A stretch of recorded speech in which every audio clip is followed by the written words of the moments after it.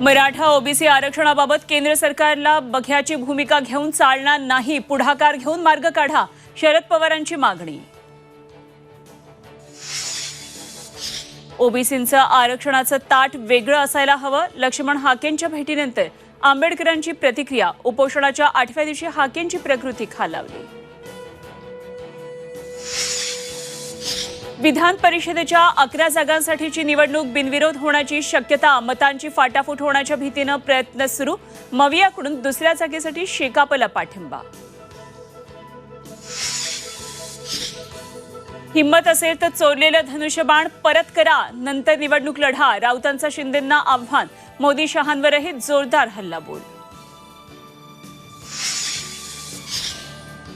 संभाजीनगरमध्ये महावितरणाविरोधात विद्यार्थ्यांचं आंदोलन. अभियांत्रिकी आणि अभियंता भरती रद्द केल्यामुळे विद्यार्थी आक्रमक. विधानसभा निवडणुकीपूर्वी पदभरती करण्याची मागणी. मुसळधार पावसाचा मध्य आणि पश्चिम रेल्वेला फटका. ट्रॅकजवळ पाणी साचल्यानं लोकल सेवा 20 ते 25 मिनिटे उशिरानं.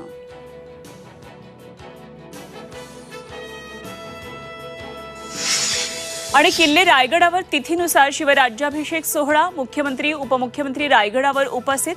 नागपूरमध्ये सकाळपासूनच शिवमय वातावरण.